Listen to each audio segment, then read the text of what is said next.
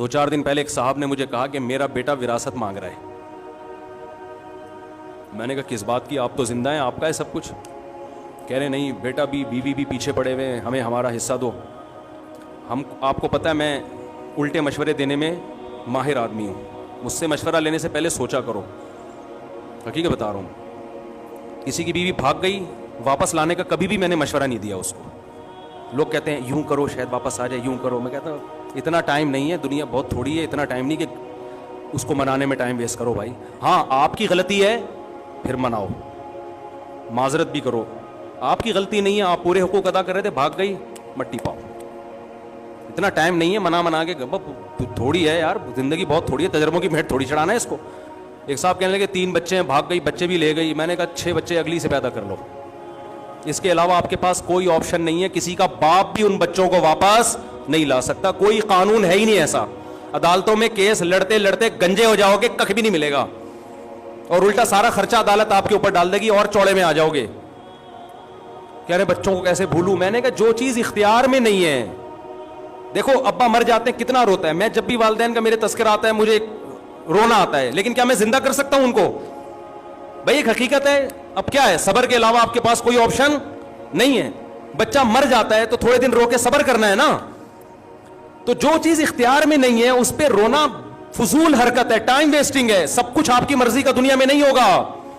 बीवी भागे, बहुत से लोगों की बीवियां भागेंगी भी, बच्चे भी लेके स्टार्ट हो जाएंगी. सब्र, इसके अलावा आपके पास कोई ऑप्शन, या तो आप महल्ले के दादा हो. महल्ले के दादा हो तो एक अलग बात है, या दादा बन जाओ, अगले इलेक्शन में आप खड़े हो जाओ, वजीर आजम बनो, बोले ले आ बच्चे, फिर आएंगे. ठीक है ना. पुलिस में चले जाओ आप. जब आपके पास इख्तियार ही नहीं है, आपके पास पुलिस है तो उनके पास भी है. तो आते हैं लोग रोते हुए बेचारे, मैं उन पे तरस खाता हूँ, अल्लाह उनके सब्र दे. लेकिन उनसे कहता हूँ भाई छोड़ो, अब टाइम वेस्ट ना करो यार. और वैसे भी जो, और खास तौर पर जो गुर्बत की वजह से भागी है ना, वो तो इस काबिल नहीं है कि उसको लाया जाए. बीवी में और तवाइफ में फर्क ये होता है कि तवाइफा पे पैसे खर्च करो तो खुश रहती है, बीवी पैसे खर्च करो तो भी खुश, और अगर आप गरीब हो गए तो भी गम में आपका साथ. उसको शरीक हयात इसलिए तो कहते हैं, जिंदगी की साथी है, खुशी गम में आपका साथ देगी. ये क्या बात है कि जब पैसा था तो थी, अब पैसे खत्म हो गए तो अब भाग गई. जाओ लानत भेजो यार ऐसी बेवफा. और मर्द तो मर्द है, मर्दानगी होनी चाहिए उसमें.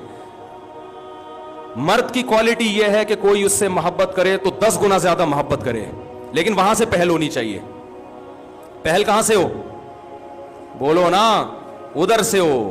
उधर से पहल नहीं है, जाओ, हम आदमी हैं, हम तुम्हारे मोहताज थोड़ी हैं. अल्लाह ताला का जो उसूल है ना कि अल्लाह कहते हैं पहले तुम मोहब्बत करो फिर मैं मोहब्बत करूंगा. तुम एक बालिश आओगे तो मैं चल कर आऊंगा, तुम चल कर आओगे तो मैं दौड़ कर आऊंगा. आना पहल तुमने करनी है, मैं नहीं घसीट के लाऊंगा तुम्हें, क्योंकि वो गैरत वाला है. क्या कि तुम मेरे मोहताज हो, मैं थोड़ी हूं. तो हम उल्टे उल्टे मशवरे देने में माहिर हैं. औरतों को भी इसे टेढ़े वेढ़े मशवरे देता हूं. औरतें कहती हैं शौहर नान नफका नहीं उठा रहा, एक धेला नहीं देता, मोहब्बत की बातें बहुत करता है. मैंने कहा लानत भेजो ऐसी मोहब्बत पे. भाई क्या करना है ऐसी मोहब्बत का? एक खातून ने कहा मेरा शौहर मेरे साथ बहुत सिंसियर है.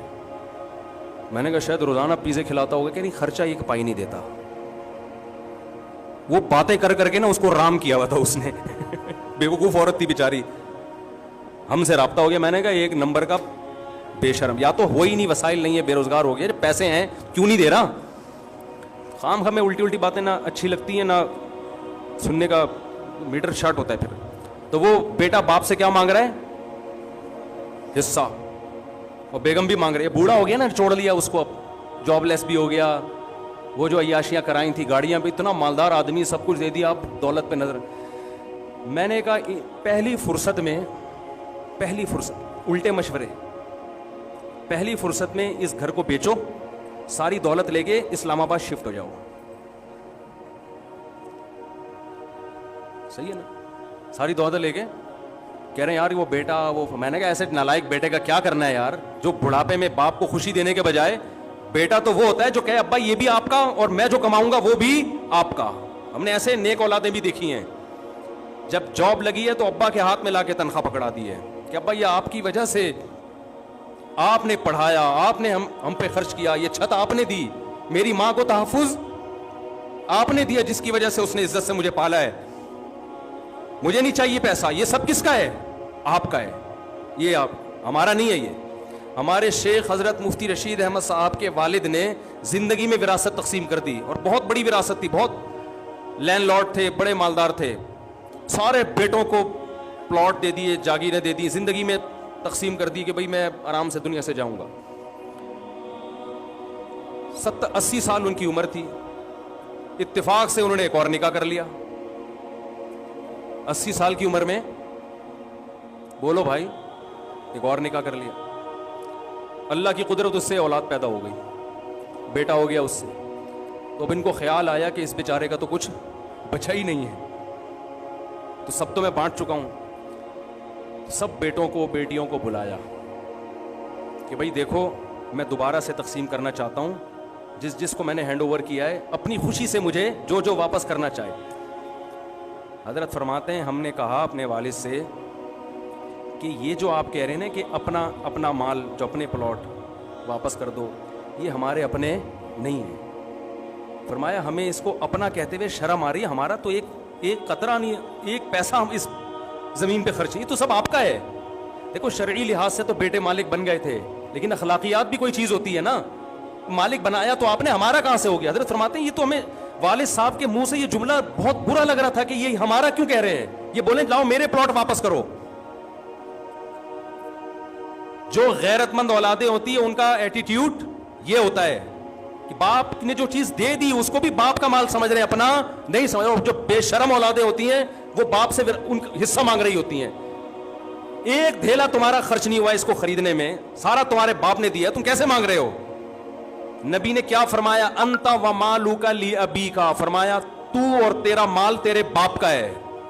زندگی میں اولاد جو کما رہی ہے وہ باپ کو لا کے دے. باپ پھر وہ کہے کہ نہیں بھائی یہ تم کما رہے ہو تو تم خود رکھو اپنے پاس. تو وہ ابا کہنے لگے کہ جو بیٹا ہے نا وہ یوں کر رہا ہے, تنگ کر کے رکھا ہوا ہے اور ایسے کر رہا ہے. میں نے کہا آپ نے کیوں فری کرایا ہوا اتنا؟ ہم جب NCC کی ٹریننگ ہوتی ہے نا, وہ کالجز میں پہلے ہوتی تھی, تو وہ اس ٹریننگ کے دوران ایک بچہ کہہ رہا ہے دوسرے طالب علم کو, کالج لائف کی بات کر رہا ہوں, کہہ رہا ہے کہ یار یہ ابا جو ہے نا, میرے ابا جب بھی میں باہر سے آتا ہوں پوچھتے ہیں کہاں سے آ رہا ہے, کدھر جا رہا ہے. تو دوسرا جواب میں کہتا ہے یہ اسٹائل دیکھیں کہ تو نے ایسے ابا پالے ہوئے کیوں ہیں, یہ بدتمیزی والا لہجہ.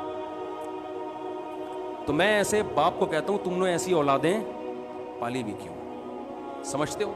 تو بولے بھائی ان لوگوں کا یہ علاج ہے, یہ سمجھانے سے سمجھ میں آنے والی قوم نہیں ہے. بولے چل نکل پتلی گلی سے, دباؤ یہاں سے, تیرا مال جمع کرا دو ٹرسٹ میں سارے, ٹھیک ہے نا. مرنے سے پہلے وصیت تو 1/3 سے زیادہ میں نہیں ہوتی, سارا دے کے چلے جاؤ. ایسے لوگ بھی ہیں جب اولادوں نے تنگ کیا نا, پورا کسی ٹرسٹ کو زندگی میں ہینڈ اوور کر دیا, ان کم بختوں کو نہیں دوں گا. ہمارے محلے میں ایک ڈاکٹر صاحب تھے, ان کا یہی حساب تھا, اولادیں چڑھ گئیں ان کے اوپر, یہ دو یہ دو یہ دو. انہوں نے کیا کیا, سارا کسی زندگی میں ٹرسٹ کو دے دیا, وہ ٹھینگے لے کے گھوم رہے. میں نے کہا بہت اچھا ہوا ان کم بختوں کے ساتھ. کیا ہو گیا؟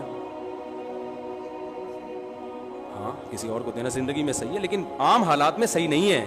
نبی صلی اللہ علیہ وسلم نے فرمایا اپنی اولاد کو اس حال میں چھوڑ کے جاؤ کہ لوگوں کے سامنے بھیک مانگیں, یہ اچھا کام نہیں ہے. نارمل تو ایسا ہی ہے, لیکن میں لالچی اولاد کی بات کر رہا ہوں جو باپ کو ٹارچر کر رہے ہیں, بجائے اس کے کہ بڑھاپے میں باپ کو کھلائیں لا کے, الٹا اس سے مانگ رہے ہیں. نچوڑ لیتے ہیں نا جوانی میں, تو سب نچوڑ کے آخر میں بیچارہ وہ ٹیشو پیپر کی طرح ایسے باپ بھی ہم نے دیکھے پڑے ہوئے کمرے میں روتے رہتے ہیں, کہہ رہے ہیں اس گھر میں کوئی مجھ سے عزت سے بات نہیں کرتا. سب عورتیں شرارتی نہیں ہوتی, لیکن جو شرارتی ہوتی ہیں نا وہ جوانی میں نچوڑنے کے بعد بڑھاپے میں اپنے میاں کو طبیعت سے دھوتی ہیں, پھر بیٹوں کو ساتھ ملا کے طبیعت سے دھوتی. پھر عورتیں کہتی ہیں ہمارے خلاف بیان کر رہے ہیں. میں نہیں کہہ رہا کہ ساری ہوتی ہیں, جو ہوتی ہیں ان کی بات کر رہا ہوں, اکثر ایسی نہیں ہوتی, لیکن اس طرح کی بھی ہوتی ہیں جو بہت غلط ہے. تو دنیا کو جب تک آپ مسافر خانہ نہیں سمجھو گے, یہ غیرت آپ کے اندر پیدا نہیں ہوگی.